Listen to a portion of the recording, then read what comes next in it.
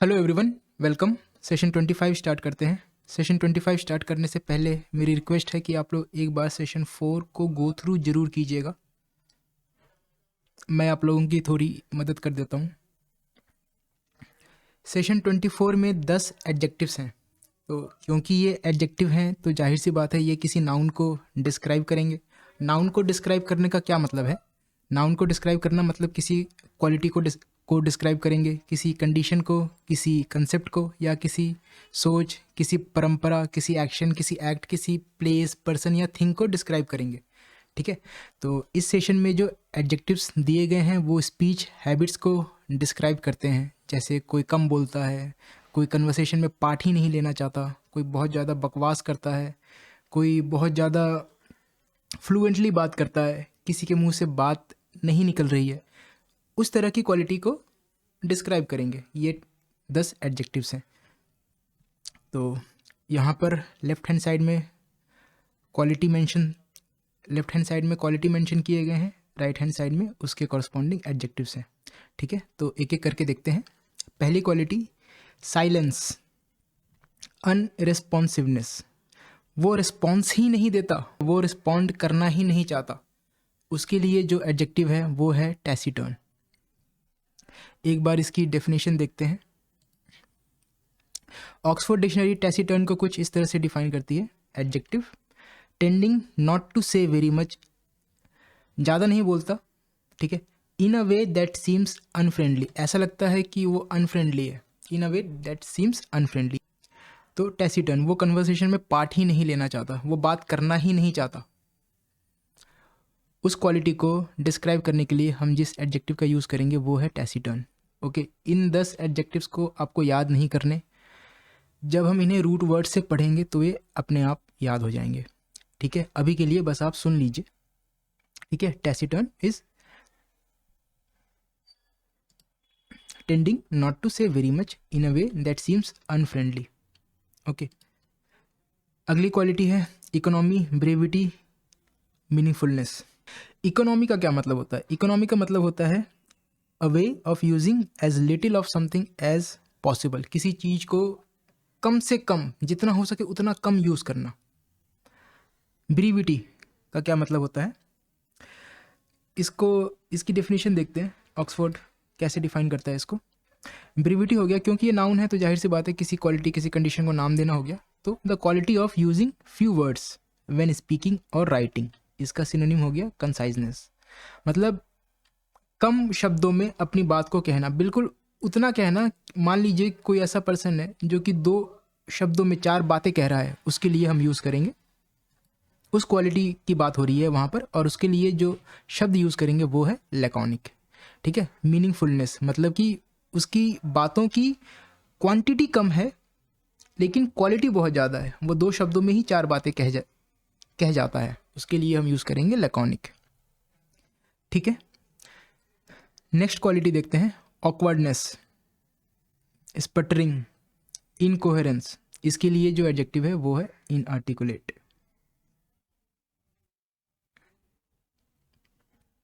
Awkwardness मतलब वो चीज़ सुनने में ऑकवर्ड लग रही है। ठीक है, उस क्वालिटी को हम कहेंगे ऑकवर्डनेस। स्पटरिंग हो गया a series of short explosive sounds. ठीक है, इनकोहेरेंस का मतलब हो गया the quality of being illogical. इसमें प्रीफिक्स इन है, इन यहाँ पर एक नेगेटिव प्रीफिक्स है। इसमें जो रूट है वो लैटिन का वर्ड है जिसका मतलब होता है the act of sticking together. तो इन हो गया, नेगेटिव हमने लगा दिया, तो इनकोहेरेंस हो गया the act of not sticking together, मतलब वो शब्दों को अपने जोड़ नहीं पाता है। उसके लिए जो वर्ड यूज़ करेंगे वो है इनआर्टिकुलेट। इनआर्टिकुलेट को देखते हैं, इसकी डेफिनेशन ऑक्सफोर्ड डिक्शनरी इसको कुछ इस तरह से डिफाइन करती है, ऑफ स्पीच। ठीक है, अब जाहिर सी बात है ये एक एडजेक्टिव है, तो किसी को नाम देना, जैसे किसी क्वालिटी कंडीशन को नाम देना या किसी पर्सन को नाम देना। तो इनआर्टिकुलेट एडजेक्टिव आप किसी पीपल के लिए भी यूज़ कर सकते हैं, किसी पर्सन के लिए भी यूज़ कर सकते हैं, या फिर किसी के स्पीच के लिए भी इसको यूज़ कर सकते हैं। तो यहाँ देखते हैं इस कंटेक्स्ट में इसका क्या मतलब है। इसका मतलब है not using clear words, not expressed clearly. ठीक है, लैटिन आर्टिकुलस का मतलब होता है जॉइंट।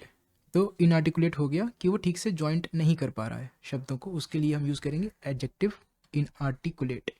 ठीक है, क्योंकि ये एक एडजेक्टिव है तो जाहिर सी बात है किसी नाउन को डिस्क्राइब करेगा, तो हम इसकी डेफिनेशन भी कुछ इस तरह से बनाएंगे कि किसी नाउन को डिस्क्राइब करे, जैसे कि not using clear words by using a descriptive phrase, जिसको हम एडजेक्टिव फ्रेज भी कहते हैं। आगे बढ़ते हैं। फोर्थ क्वालिटी है रैम्बलिंग चैटर। चैटर का मतलब होता है बकवास। रैम्बलिंग, रैम्बल का मतलब हो गया पर्यटन।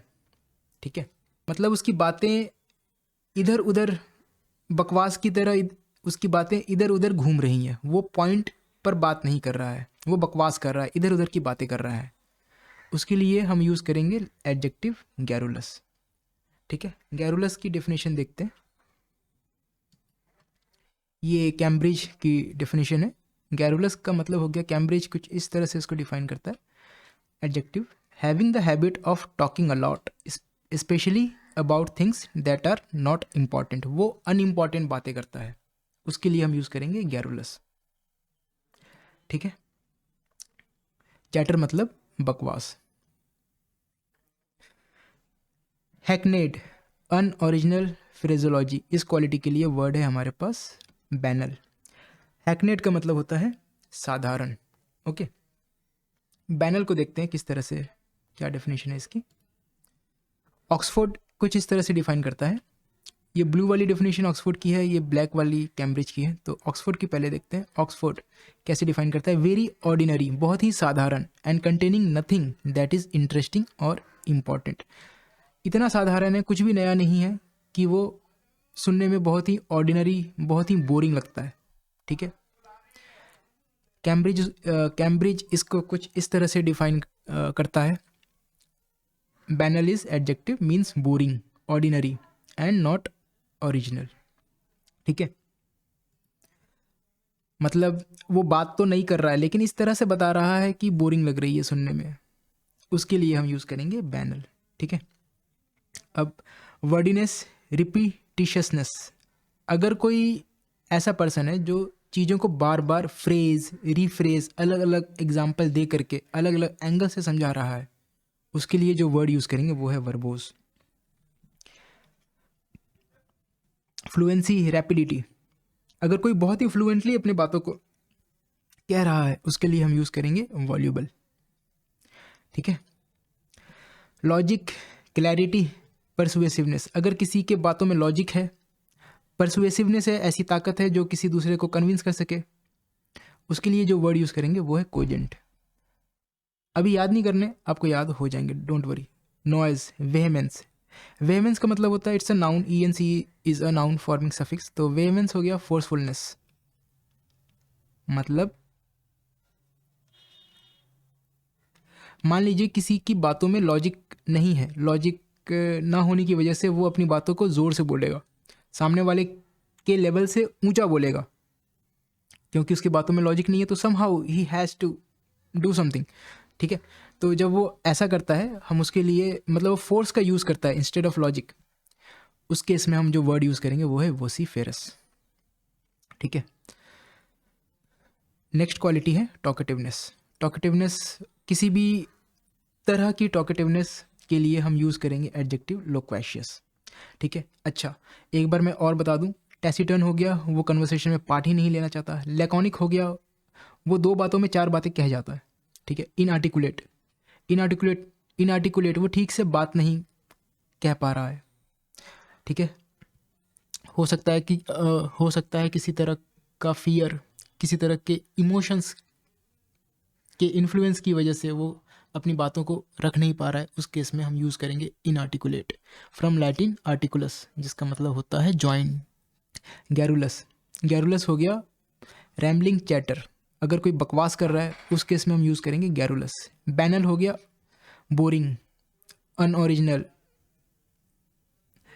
साधारण, इंटरेस्टिंग नहीं है उसकी बातें, उस केस में हम यूज़ करेंगे बैनल। ठीक है, कोजेंट हम तब यूज़ करेंगे जब उसकी बातों में लॉजिक है, किसी को कन्विंस करने की ताकत है, तब हम यूज़ करेंगे कोजेंट।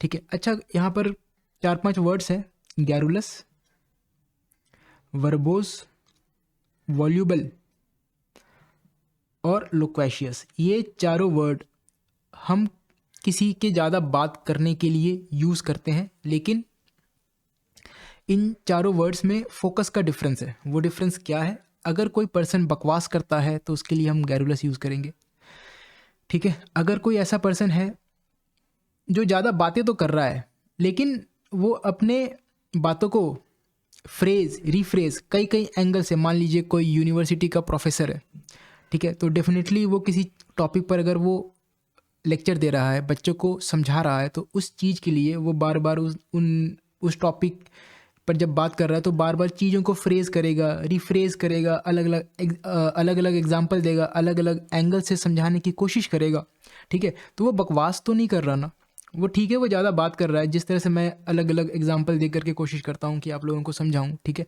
तो आप लोग वर्बोस कह सकते हैं उसके लिए गैरुलस नहीं कहेंगे, ठीक है।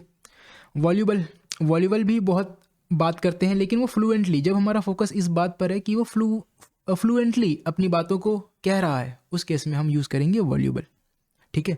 और लोक्वेशियस हो गया, किसी भी टॉकेटिवनेस के लिए यूज़ करेंगे लोक्वेशियस, ओके। एक बार इन चारों को डिटेल में देखते हैं।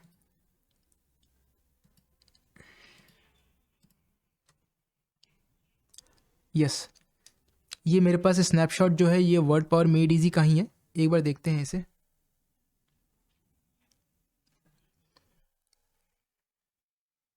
ये हाइलाइटर काम क्यों नहीं कर रहा?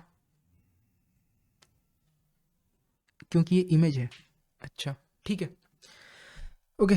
तो यहाँ देखते हैं, loquacious, verbose, voluble and garrulous people are all talkative, but each type has a special quality, okay. If you are loquacious, you talk a lot because you like to talk and doubtless have a lot to say. loquacious हो गया, किसी भी general talkativeness के लिए हम use करेंगे loquacious. If you are loquacious, you talk a lot because you like to talk and doubtless have a lot to say. loquacious हम use करेंगे किसी भी तरह की टॉकेटिवनेस के लिए, okay. If you are verbose, you smoother your ideas with excess words. अगर आप verbose हैं, then you use excess words with such an overabundance of words that your listener either drops, ठीक है। If you are verbose, you smoother your ideas with excess words. अगर आप verbose हैं तो आप ज़रूरत से ज़्यादा शब्दों का यूज़ करते हैं, okay. If you are voluble, you speak rapidly, fluently, glibly. Glibly का मतलब होता है smoothly, without hesitation, without stutter और stammer, okay. You are vocal, verbal and highly articulate, ठीक है। If you are garrulous, you talk constantly and usually aimlessly and meaninglessly about trifles. Trifles हो गया unimportant matter, unimportant stuff के बारे में आप बात करते हैं, इन शॉर्ट बकवास कर रहे हैं, okay. Verbose is from Latin verbum, जिसका मतलब होता है word. Voluble comes from Latin volvo volutus, जिसका मतलब होता है टू रोल, ठीक है। तो वॉल्यूबल मतलब उसकी बातें रोल कर रही हैं उसके मुंह से, फ्लुएंटली निकल रही हैं।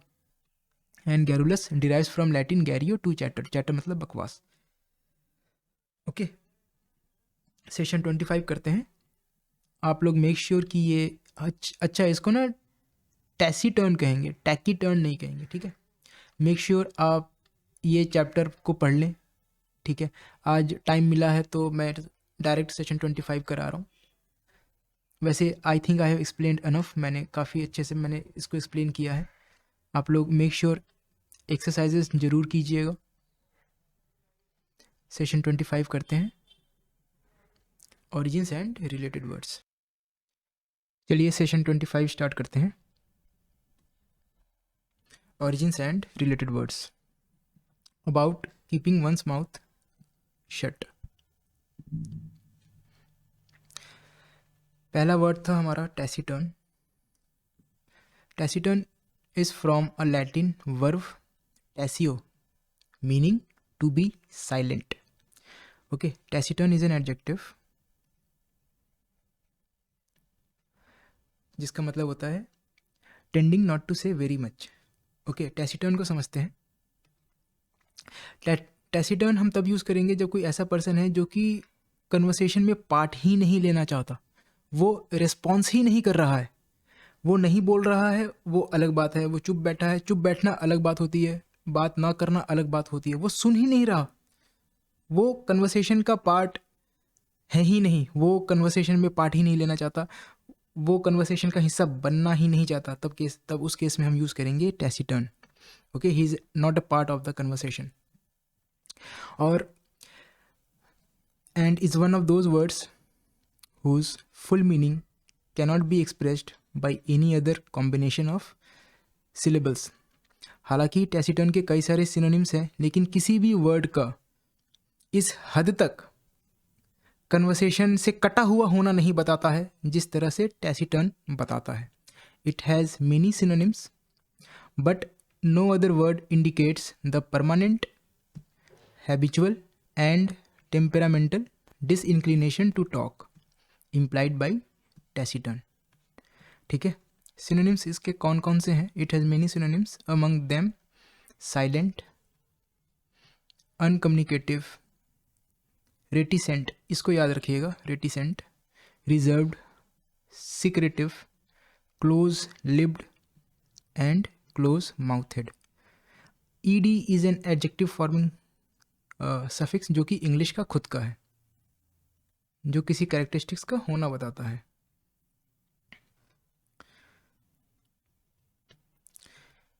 ED is an adjective ending जो किसी कैरेक्टरिस्टिक्स का होना बताता है।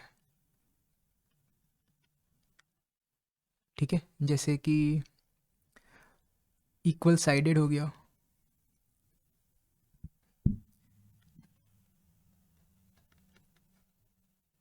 इक्वल साइडेड को हम कैसे डिफाइन करेंगे? ये उस चीज़ का होना बता रहा है ना, तो हैविंग इक्वल साइड्स।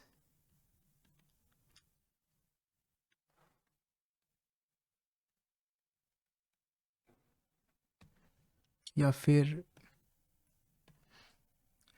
जैसे काइंड हार्टेड,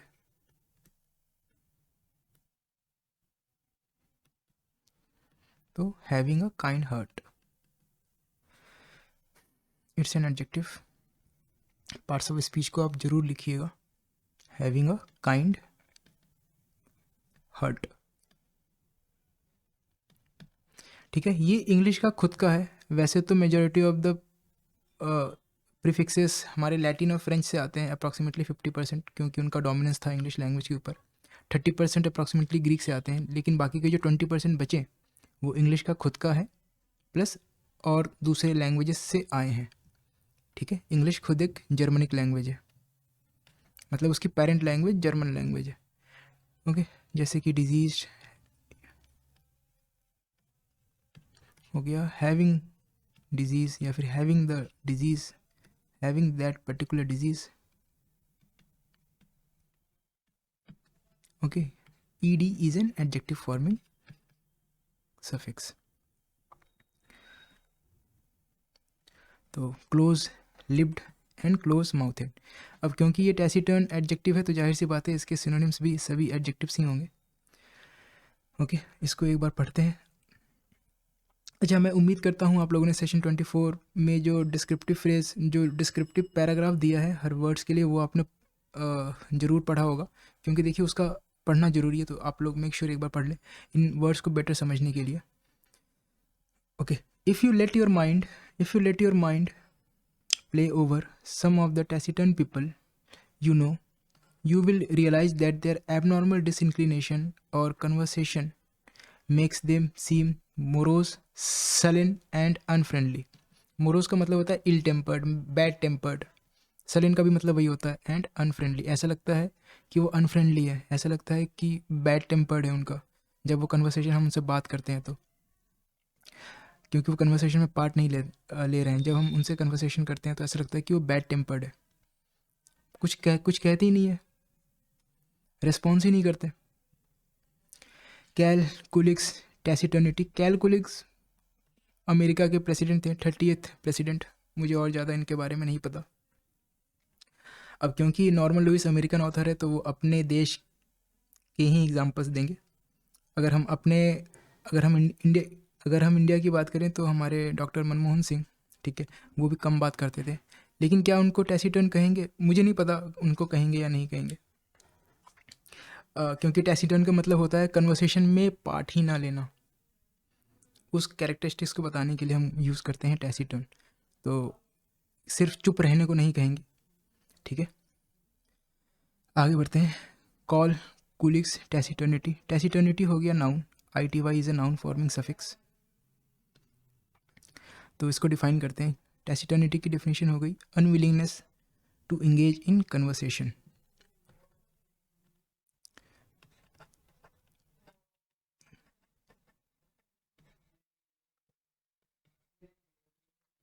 टैसीटर्निटी क्योंकि एक नाउन है तो इसको हम डिफाइन करेंगे बाय यूजिंग अ नाउन।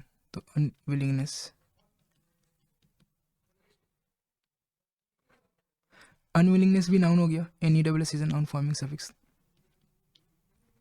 तो टैसीटर्निटी हो गई किसी तरह की अनविलिंगनेस, लेकिन किस तरह की अनविलिंगनेस ये तो बताना पड़ेगा। तो unwillingness to engage in conversation,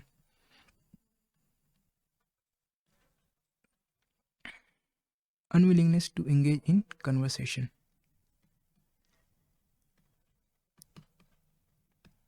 ठीक है।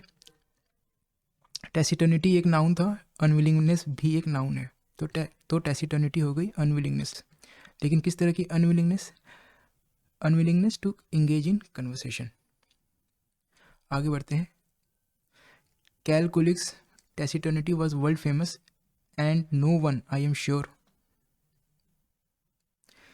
ईवर conceived of him as cheerful, over friendly और particularly sociable.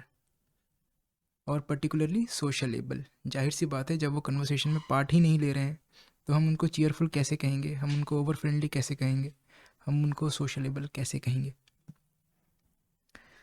There are doubtless many possible causes of such verbal rejection of the world, perhaps lack of self assurance. Self assurance का मतलब होता है self confidence. हो सकता है कि उसके अंदर कॉन्फिडेंस नहीं है सामने वाले से बात करने के लिए, इस वजह से वो पार्ट नहीं लेना चाह रहा।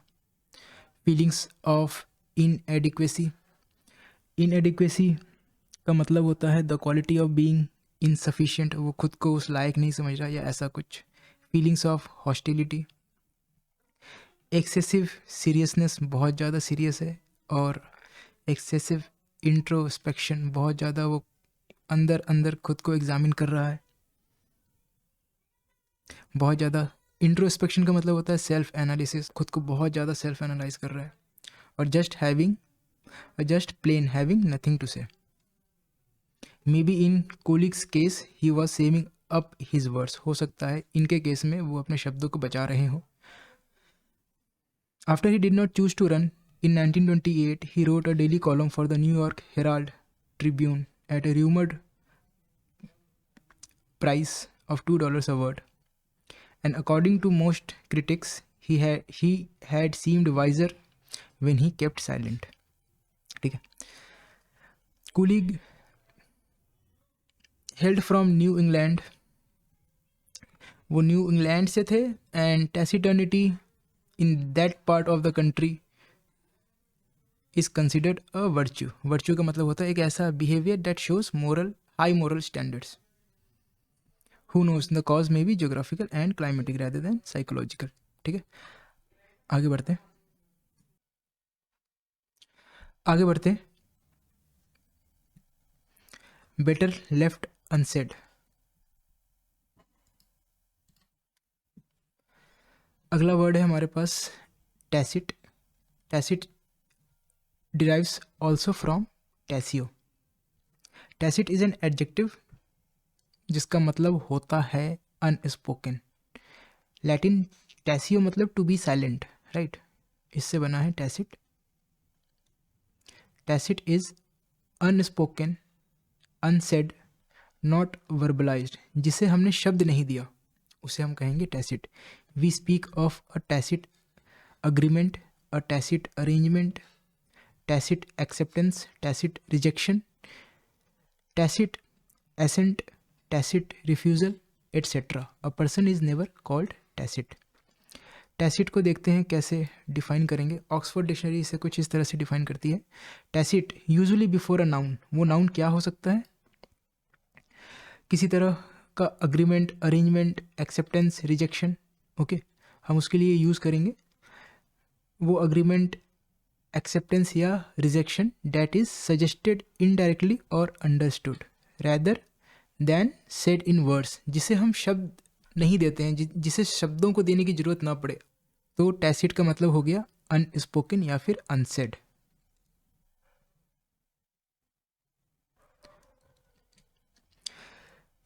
जैसे एक सिचुएशन देखते हैं, here is a man dying of cancer, he suspects what his disease is and everyone else of course knows. सभी जानते हैं, जाहिर सी बात है, किसी को कैंसर है तो क्या कहने की ज़रूरत है कि ही इज़ डाइंग, वो मरने वाला है, कहने की तो ज़रूरत नहीं है ना। Yet he never mentions the dread word and no one who visits him ever breathes a syllable of it in his hearing. It is tacitly understood by all concerned that the word will remain forever unspoken. Okay, tacit means unspoken, unsaid, जिसे शब्द को देने की जरूरत ना पड़े। Suggested indirectly और understood, जो चीज़ अंडरस्टूड हो, rather than said in words. इसका एडवर्ब हो गया टैसिटली, एल वाई लगा हुआ है। तो एक बार मैं आप लोगों को रूल बता दूं।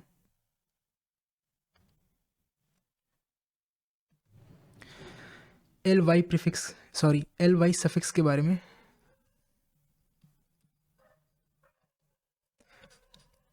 एक बार रूल डिस्कस कर लेते हैं।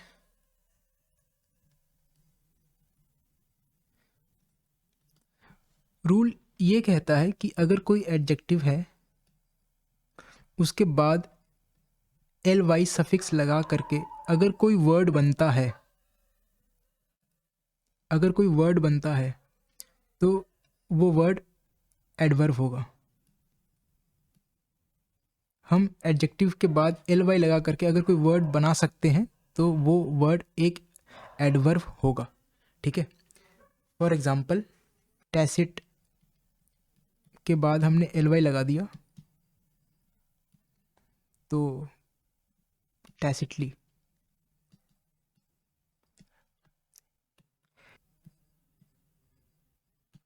के बाद एल वाई लगा दिया तो बन गया कंप्लीटली।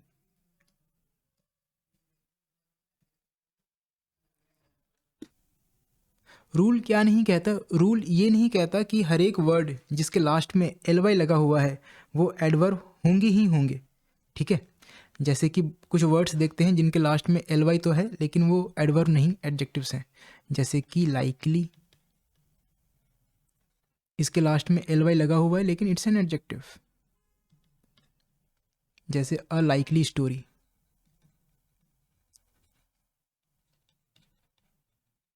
स्टोरी तो नाउन है ना, तो जाहिर सी बात है ये एक एडजेक्टिव होगा। Manly, manly is an adjective. जैसे अ मैनली एक्ट, एक्ट तो नाउन है ना, तो डेफिनेटली ये एक एडजेक्टिव होगा। रूल बस इतना कहता है, adverbs may be formed from adjectives by the addition of the adverbial ending L Y. Okay, this is the rule. आगे बढ़ते हैं।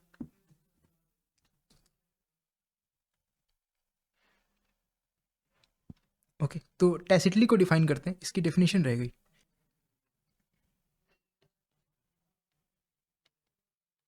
टैसिटली, टैसिट एडजेक्टिव के बाद एल वाई लगाया था तो इट्स एन एडवर्ब, ठीक है। एडवर्ब क्या बताता है? एडवर्ब मैनर या फिर प्लेस, टाइम, डिग्री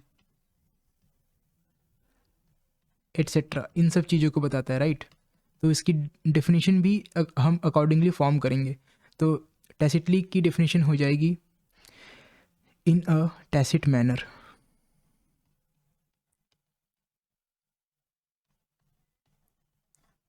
जब हम डेफिनेशन बनाते हैं तो फिर सेम वर्ड डेफिनेशन में नहीं आता, क्योंकि अगर टैसिट का मतलब पता होता तो डेफिनेटली टैसिटली का भी पता होता। तो हम इसको डेफिनेशन को फिर से रीफॉर्म कर सकते हैं in a way that shows, in a way that, इसको हम रीफॉर्म कर सकते हैं in a way that is understood. Tacit का मतलब होता है अंडरस्टूड, अनस्पोकन।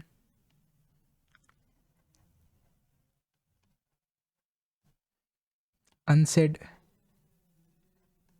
अनस्पोकन। तो टैसिटली को हम डिफाइन कर सकते हैं in a way that is understood, या फिर in a way that is unspoken, या फिर in a way that is implied without being directly stated, that is understood और इम्प्लाइड। इम्प्लाइड मतलब डायरेक्टली उसको कहने की जरूरत नहीं है, विदाउट बीइंग स्टेटेड।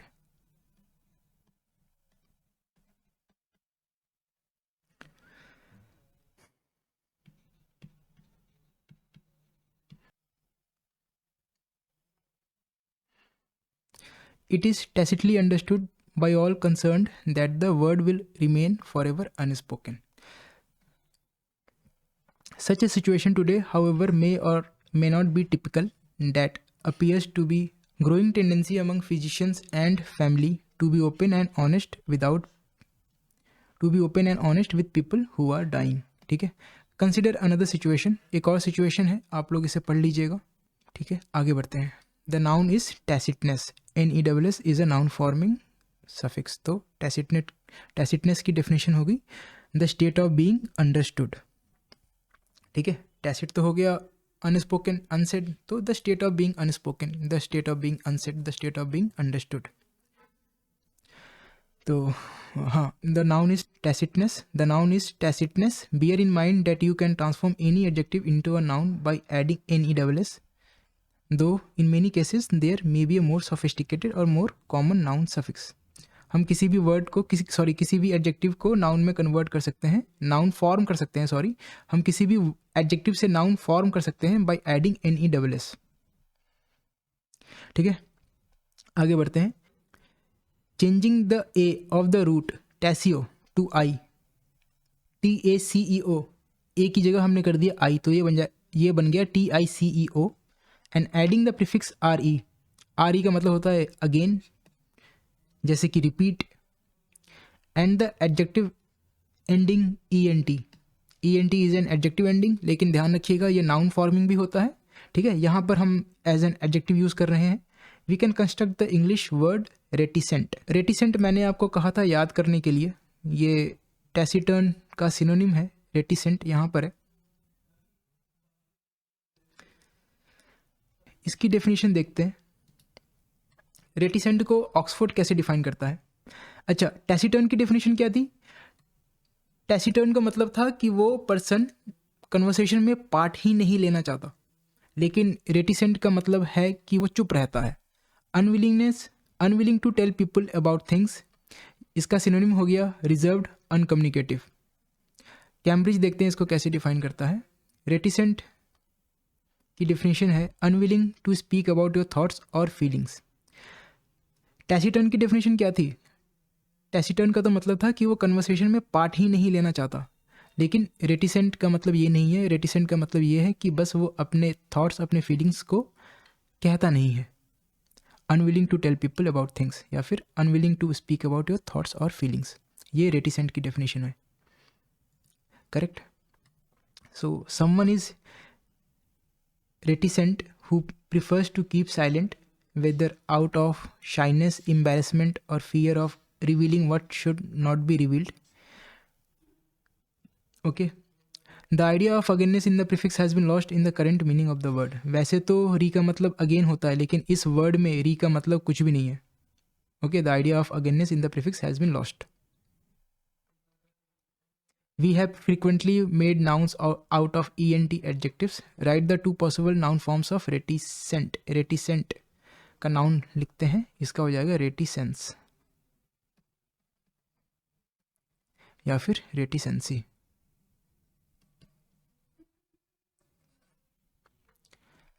ओके, आगे बढ़ते हैं। Talk talk talk. Loquacious people love to talk. This adjective is not necessarily a put down, मतलब कि हम इसको नेगेटिव कंटेक्स्ट में यूज नहीं करेंगे किसी भी जनरल टाइप के टॉकेटिवनेस के लिए हम लोक्वेशियस वर्ड का यूज़ करते हैं। अगर मैंने किसी को लोक्वेशियस कहा इसका मतलब ये नहीं है कि मैंने उसकी निंदा की, ठीक है। गैरुलस नेगेटिव कंटेक्स्ट में यूज़ करेंगे, लोक्वेशियस को नहीं करेंगे, okay. This adjective is not necessarily a put down but the implication when you so characterise such people is that you wish they would pause for breath once in a while so that you can get your licks in. The noun is loquacity or loquaciousness.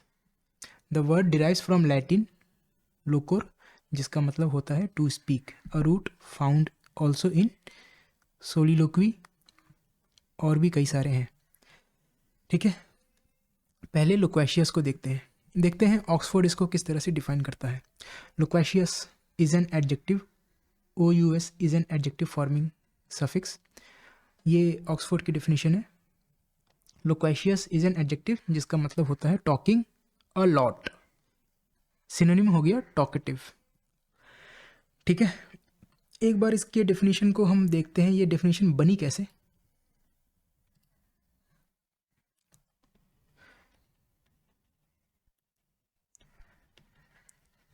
लोक्वेशियस is an adjective, right. तो एक adjective को define करने के लिए मुझे एक adjective चाहिए, ठीक है।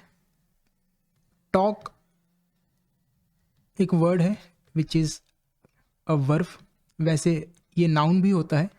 किसी भी कन्वर्सेशन के लिए हम टॉक वर्ड का भी यूज़ कर सकते हैं, मतलब कि कन्वर्सेशन को भी हम टॉक कह सकते हैं, किसी कन्वर्सेशन को भी हम टॉक कह सकते हैं। कन्वर्सेशन तो नाउन है ना, किसी कन्वर्सेशन को भी हम टॉक कह सकते हैं, लेकिन मैं टॉक वर्ब को ले लेता हूँ, ठीक है, नाउन को नहीं। टॉक वर्ब को मैंने ले लिया, तो टॉक वर्ब को मैंने लिया, इसमें मैंने ING लगा दिया, मेरे पास बन गया talking, okay. It's a participle,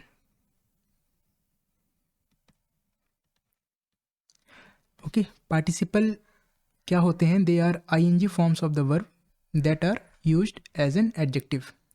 ING form of the verbs जो कि एडजेक्टिव की तरह हम इसको यूज़ कर सकते हैं, वो होते हैं पार्टिसिपल, ठीक है। तो talking is an adjective, right. मुझे एक एडजेक्टिव चाहिए था, मुझे एक एडजेक्टिव मिल गया, तो टॉकिंग। लोक्वेशियस is talking. लेकिन किस हद तक टॉकिंग, किस हद तक टॉकिंग, इसको स्पेसिफाई करने के लिए आई नीड अ मॉडिफायर। और एडजेक्टिव के लिए जिस मॉडिफायर का यूज़ करते हैं वो है एडवर्ब। एडवर्ब यूज़ करते हैं किसी भी एडजेक्टिव को मॉडिफाई करने के लिए, ठीक है। एडवर्ब क्या बताता है? मैनर, डिग्री, टाइम या प्लेस को बताता है, ठीक है। किस हद तक टॉकिंग, इस डिग्री को बताने के लिए मैं यूज़ करूँगा एक एडवर्ब, तो talking a lot. Lot is an adverb जो उस डिग्री को बताता है कि किस हद तक बात करना, ठीक है। डेफिनेशन पर आते हैं, टॉकिंग अ लॉट, ठीक है। Talking is an adjective, lot हो गया एडवर्ब जो इसको मॉडिफाई करेगा एडजेक्टिव को, ठीक है। डेफिनेशन आप समझ गए। अब इस वर्ड को समझते हैं, मतलब इसको डिकोड करके देखते हैं। इसमें जो रूट है वो है लैटिन का लोकर जिसका मतलब होता है टू स्पीक। इंग्लिश लैंग्वेज में जो स्पेलिंग यूज़ करते हैं वर्ड फॉर्मेशन के लिए, जिसे हम बेस कहेंगे, वो है LOQU, ठीक है। पूरा का पूरा LOQUOR यूज़ नहीं करेंगे। Majority of the times root से हम बेस फॉर्म करते हैं और बेसिस को यूज़ करते हैं वर्ड फॉर्मेशन के लिए। तो लैटिन लोकर से आ गया LOQU। जो स्पेलिंग यूज़ करेंगे, जो वर्ड बनेगा वो इससे बनेगा, ना कि इससे। लोक्वेशियस को डिकोड करते हैं। लोक्वेशियस LOQUACIOUS, देखते हैं यहाँ पर पूरी कहानी क्या है। लोक्वेशियस का LOQU यहाँ से आ गया, प्लस इसमें जो सफिक्स लगा है वो है ACIOUS। ACIOUS, इन दोनों को कंबाइन किया तो मेरे पास बन गया लोक्वेशियस, ठीक है। ACIOUS और ACITY ये एक पेयर है सफिक्सेस का, जिसमें ACIOUS इज एडजेक्टिव और ACITY इज अ नाउन। ठीक है, लोक्वेशियस की डेफिनेशन क्या थी? Talking a lot. इसका नाउन फॉर्म हो गया लोक्वेसिटी। ओके, लोक्वेसिटी को हम डिफाइन करेंगे तो इसका सिनोनिम क्या था लोक्वेशियस का? Talkative.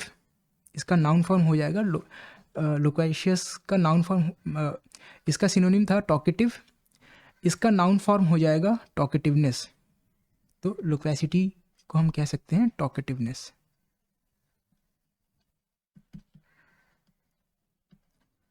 Okay, NEWS is a noun forming suffix. ठीक है, आगे बढ़ते हैं। पहला वर्ड है हमारा सॉलिलोक्वी।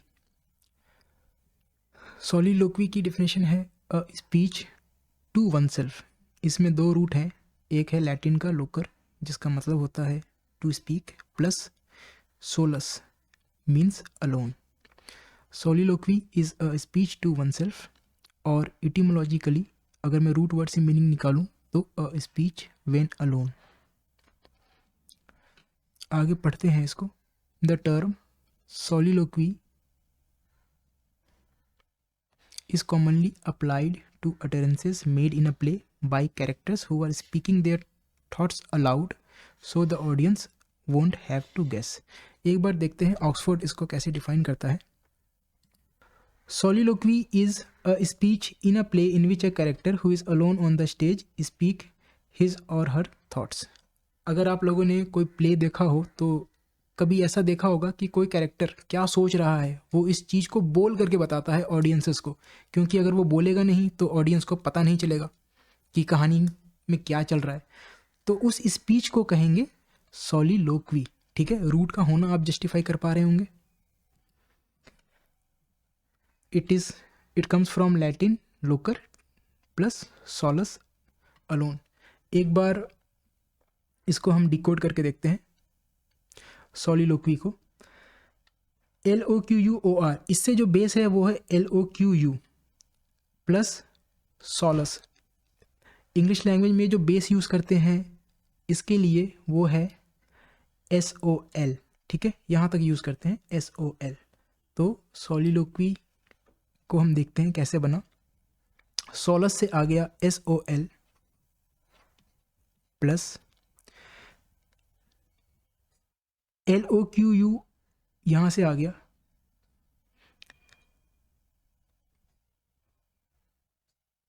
ठीक है। तो SOL प्लस I का यूज़ किया, I is a connecting vowel, plus LOQU plus noun suffix Y।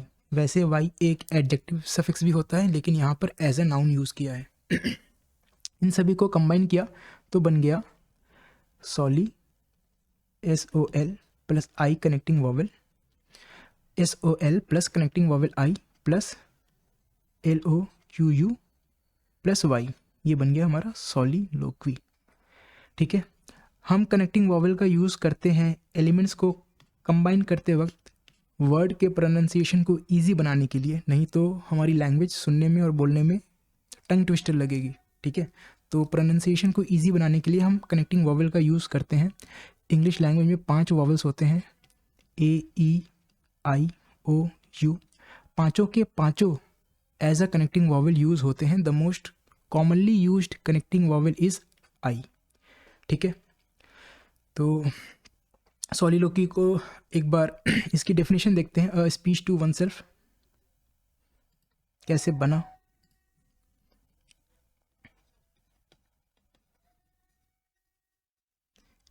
काफ़ी आसान है इसको डिफाइन करना। ये नाउन है ना, तो मुझे एक नाउन चाहिए। Speech is a noun.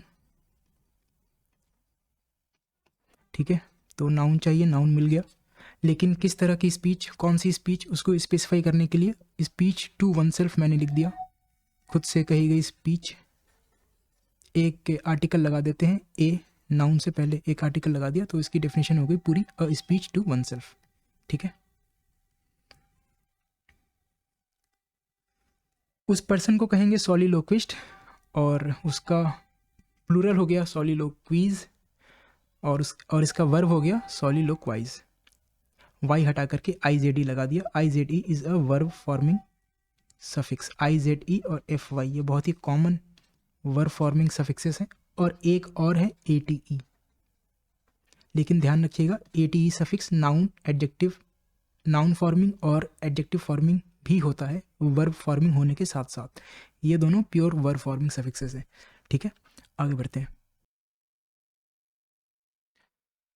अगला वर्ड है हमारे पास वेंट्रीलोक्विस्ट। अ वेंट्रीलोक्विस्ट इज वन, देखिए I S T is a noun forming suffix जो कि हम पर्सन के लिए यूज करते हैं, तो यहाँ पे लिखा हुआ है इज वन, उस पर्सन की बात हो रही है। Is one who can throw his voice. A listener thinks the sound is coming from some source other than the person speaking. The combining root is Latin venter, ventris means belly. तो etymologically वेंट्रीलोक्विज्म को हम इटीमोलॉजिकली define कर रहे हैं। Ventriloquism is the art of speaking from the belly. The adjective is ventriloquistic. Can you figure out the verb, can you figure out how the verb will end, right the verb. ठीक है, तो जिस तरह से सॉलिलोक्विस्ट का था हमारे पास सॉलिलोक्वाइज, तो वेंट्रीलोक्विस्ट का हो जाएगा वेंट्रीलोक्वाइज।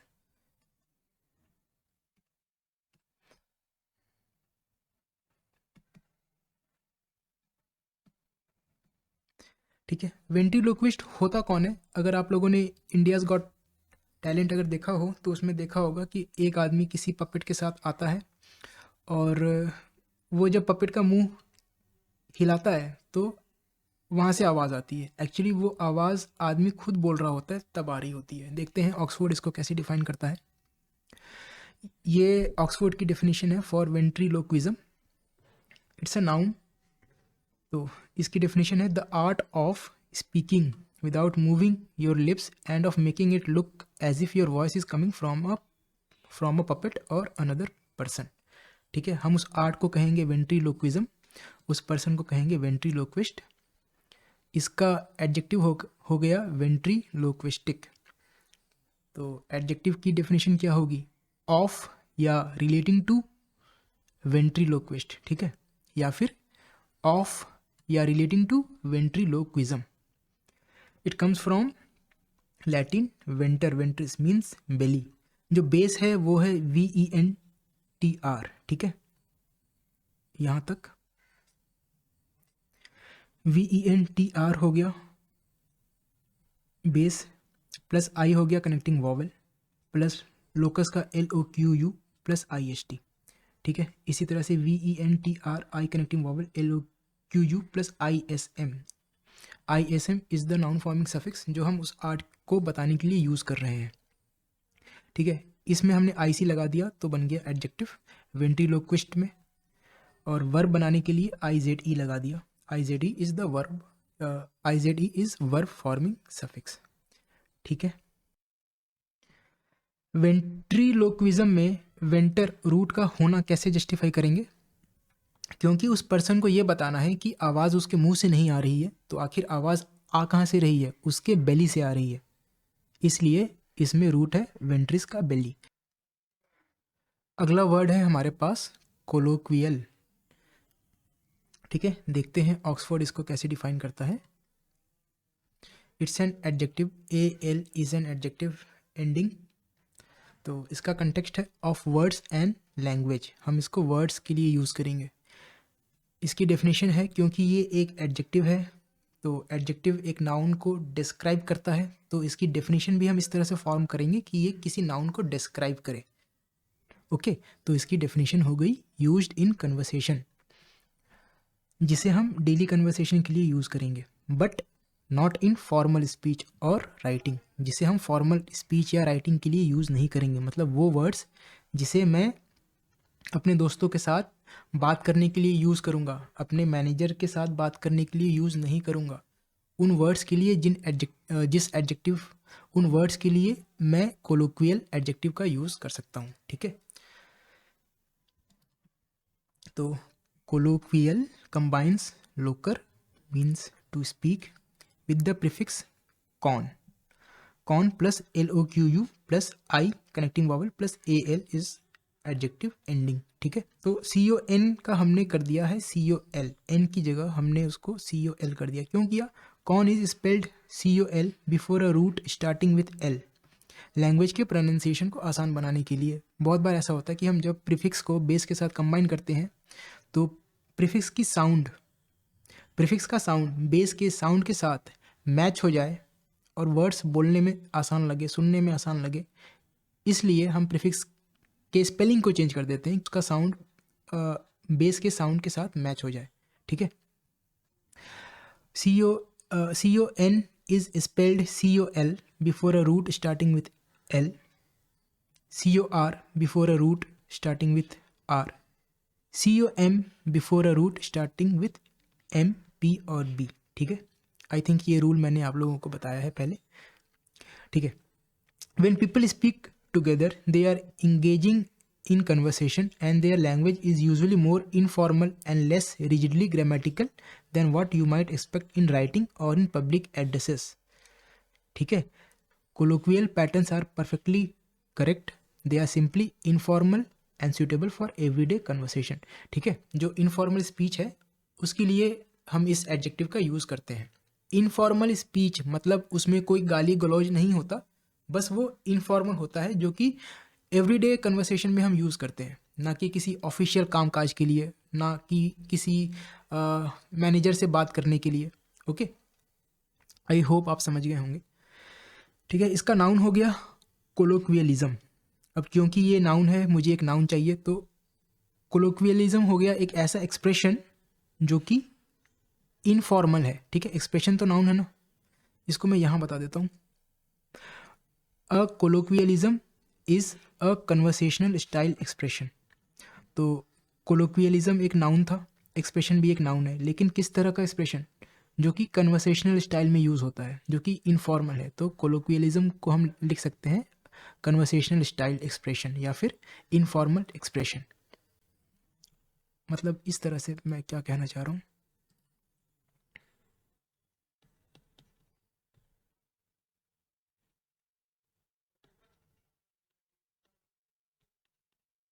ये नाउन हो गया, एक्सप्रेशन भी एक नाउन है,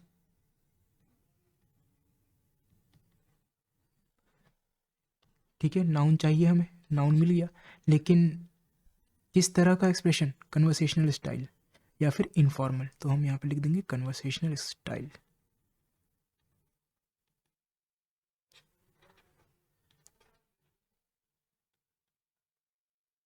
ठीक है। वही लिखा हुआ है यहाँ पर, अ कन्वर्सेशनल स्टाइल एक्सप्रेशन, जैसे कि like he hasn't got any or who are you going with, as contrasted to the formal and literally he has none or with whom are you going. Colloquial English is the English you and I talk on everyday occasions. It is not slangy, उसमें कोई गाली गलौज नहीं होता। It is not vulgar, it is not illiterate, बस वो informal होता है जो एवरीडे कन्वर्सेशन में हम यूज़ करते हैं, ठीक है। अगला वर्ड है circumlocution. A circumlocution is इटिमोलॉजिकली a talking around, ठीक है, फ्रॉम सर्कम अराउंड। सर्कमलोक्यूशन एक नाउन है, तो इसकी डेफिनेशन के लिए हमें एक नाउन चाहिए। तो यहाँ पर talking I N G form of the verb, इसको एज अ जेरेंड यूज किया गया है। So talking here is a noun, okay, it's a gerund. Gerund होते हैं I N G form of the verb which is used as a noun, ठीक है। तो यहाँ पर talking as a gerund use किया है, एज अ नाउन यूज किया है, ठीक है। सर्कमलोक्यूशन की डेफिनेशन देखते हैं इसको कैम्ब्रिज कैसे डिफाइन करता है। कैम्ब्रिज की मुझे ज़्यादा अच्छी लगी, इसीलिए मैं आपको कैम्ब्रिज की दिखा रहा हूँ। Circumlocution is an indirect way of saying something, मतलब सीधे सीधे बात नहीं करना, घुमा फिरा कर बात करना। Circum means around, an indirect way of saying something, especially something unpleasant, okay. Root देखते हैं, इसमें रूट क्या है। इसमें लैटिन का एक तो सरकम है जिसका मतलब होता है अराउंड, दूसरा है लैटिन का लोक्यूटस। अभी तक जो हमने रूट पढ़ा वो था लैटिन का लोकर, इसमें लैटिन का लोकर नहीं है, लैटिन का लोक्यूटस है। इसका मतलब भी स्पीक ही होता है। जो हमने लोकेशियस वगैरह वर्ड्स देखे थे ना, उसमें लैटिन का लोकर था, इसमें लोकर नहीं लोक्यूटस है। ठीक है, लोक्यूटस से हमने LOCUT, जो इंग्लिश लैंग्वेज में बेस यूज़ करते हैं वो है LOCUT। लोकर से जो बेस यूज़ करते हैं वो है LOQU। लोक्यूटस से जो यूज़ करते हैं वो है LOCUT। ठीक है, circumlocution is etymologically a talking around, any way of expressing an idea that is roundabout or indirect is circumlocutory। इसका एडजेक्टिव हो गया circumlocutory। You are now familiar with the common adjective suffix ORY। ORY is an adjective forming suffix। वैसे ये noun forming भी होता है, ध्यान रखिएगा, नाउन और एडजेक्टिव दोनों होते हैं, यहाँ पर एज एन एडजेक्टिव यूज़ किया है। ठीक है, रिव्यू ऑफ एटिमोलॉजी हम इसको पार्ट 2 में करेंगे क्योंकि वीडियो काफ़ी बड़ी हो गई है। ठीक है, तो आप लोगों से एक बात कहनी थी, किस पेज में कहूँ वर्ड पावर मेड इजी के 2 वीडियोस मैंने प्राइवेट किए हैं, मैं इन्हें जल्दी इनमें थोड़ा सा एडिट करके, कॉपीराइट का इशू, वैसे कॉपीराइट स्ट्राइक आई नहीं है क्योंकि मुझे डर है, इस वजह से मैंने इन 2 वीडियोस को प्राइवेट किया है। मैं इन्हें ट्रिम करके फिर से रीअपलोड करूँगा। तो बस बात इतनी सी है, आप लोगों से इतना कहना है कि अगर आप लोगों ने ये वीडियोस देखी हैं, एक तो सेशन 21 है और एक सेशन 9 है आई थिंक, तो अगर आप लोगों ने ये दोनों वीडियोस, ये दोनों सेशंस देखे हैं तो दोबारा देखने की ज़रूरत नहीं है। जो रीअपलोड होगा वो ट्रिम करके होगा, उन पार्ट्स को मैं ट्रिम कर दूंगा जहाँ पर मुझे डर है, मैं उसको कट कर दूंगा। हालांकि एक ऑप्शन ये भी है कि मैं यूट्यूब के एडिटर में जा करके उसको कट करूँ, लेकिन इसमें थोड़ा सा ना बग है, मतलब मेरी केवल ऑडियो ट्रिम हो रही है, वीडियो ट्रिम नहीं होती है, फिर वो आउट ऑफ सिंक हो जाती है और फिर उसके बाद वो कहीं बाद में जाकर मिलती है। तो I don't want to rely on buggy YouTube editor, तो मैं इसको खुद से ट्रिम करके फिर इसे रीअपलोड करूँगा। तो अगर आप लोगों ने ये वीडियोस देखी हैं तो दोबारा देखने की ज़रूरत नहीं है। अगर नहीं देखी है तो मेक श्योर आप सेशन 21 ज़रूर देखें, जिसमें मैंने सफिक्सेस, जिसमें मैंने प्रीफिक्सेस की मैंने पूरी लिस्ट बताई है। अगर आप लोगों ने नहीं देखी है तो सेशन 21 ज़रूर देखिएगा, ये बहुत इंपॉर्टेंट है। ठीक है, और एक रिक्वेस्ट करता हूँ कि इन वीडियोस को, ये जो मैंने जो भी 20-25 वीडियोस मैंने अभी तक बनाए हैं, इसको एज अ कोर्स आप इसको ट्रीट कीजिए, जो कि फ्री ऑफ कॉस्ट है। ठीक है, वोकेबलरी और ग्रामर दोनों मैंने बताया है। आई थिंक इतना ग्रामर तो आप ग्रामर पढ़ते वक्त भी नहीं आपने पढ़ा होगा जितना मैंने वोकैब पढ़ाते वक्त मैंने आप लोगों को पढ़ाया है। तो प्लीज़ इसको दूसरों तक भी शेयर कीजिए, मैंने काफ़ी मेहनत की है और ऐसा कुछ भी नहीं है कि मैंने आप लोगों को नहीं बताया है। मैंने आप लोगों को वर्ड्स को उनके पार्ट्स ऑफ स्पीच के अकॉर्डिंग डिफाइन करना तक सिखाया है। ठीक है, तो मेक श्योर आप इसे दूसरों तक भी शेयर करें, छोटी सी रिक्वेस्ट है मेरी। और अगर आप लोगों ने चैनल को सब्सक्राइब अभी तक नहीं किया है तो प्लीज़ अपना सपोर्ट ज़रूर दीजिए, जिससे कि मेरे वीडियो सर्च रिज़ल्ट में ऊपर आएँ, यूट्यूब के सजेशंस में आगे आएँ, यूट्यूब उसको पुश करे। एल्स यूट्यूब मेरी वीडियोस को पुश नहीं करेगा जब तक आप लोगों का सपोर्ट नहीं होगा, क्योंकि उसका एल्गोरिथम ये चेक करता है किस वीडियो को ज़्यादा लोग पसंद कर रहे हैं, किसके साथ ज़्यादा इंटरेक्शन है। ठीक है, यूट्यूब को तो ये नहीं पता ना कि अंदर कंटेंट में क्या है। ठीक है, तो मेक श्योर आप अपना सपोर्ट दें मुझे for the benefit of others obviously. और अगर वीडियो अच्छी लगी है तो उसे लाइक ज़रूर कीजिएगा, कमेंट में अपना फीडबैक ज़रूर दीजिएगा। और एक रिक्वेस्ट ये भी करता हूँ कि आप लोग अपनी पढ़ाई को कंटिन्यू रखें, प्लीज़ किसी यूट्यूब वीडियो के लिए अपनी पढ़ाई को ना रोकें। और मुझे पूरा कॉन्फिडेंस है कि आप लोग, जिस तरह से मैं वर्ड्स को डिकोड करता हूँ ना, मैं जिस अप्रोच को फॉलो करता हूँ, आप लोग उस अप्रोच को फॉलो करके वर्ड्स को आप लोग पढ़िए। ठीक है, ज़्यादा से ज़्यादा मैं क्या करता हूँ, किसी वर्ड के अंदर रूट का होना ही तो जस्टिफाई करवाता हूँ और पार्ट्स ऑफ स्पीच के अकॉर्डिंग उसको डिफाइन करता हूँ। ठीक है, आप ये सोचिए कि अंकुर सर होते तो इस वर्ड को कैसे समझाते, इस अप्रोच को अब मतलब मैं क्या अप्रोच यूज़ करके इसको मैं आपको पढ़ाता। बस उस तरीके से आप लोग पढ़ते जाइए, आप लोगों को कोई डिफ़िकल्टी नहीं होगी, ठीक है। मुझे कॉन्फिडेंस है, मैंने जिस तरह से पढ़ाया है, आई नो आप लोग कर सकते हैं, ठीक है। तो इस वीडियो को लाइक कीजिएगा, शेयर जरूर कीजिएगा, make sure to share at least to 1 person इस पूरी सीरीज़ को। और चैनल को अभी तक सब्सक्राइब नहीं किया तो मेक श्योर आप उसे सब्सक्राइब कर लें, ठीक है। मिलते हैं पार्ट 2 में, जहाँ पर हम एक्सरसाइजेस हम करेंगे और इस वर्ड को हम फिर से इन्हें डिफाइन करेंगे, ठीक है। तो मिलते हैं अगले वीडियो में। आप लोगों ने मुझे इतना समय दिया, थैंक यू सो मच।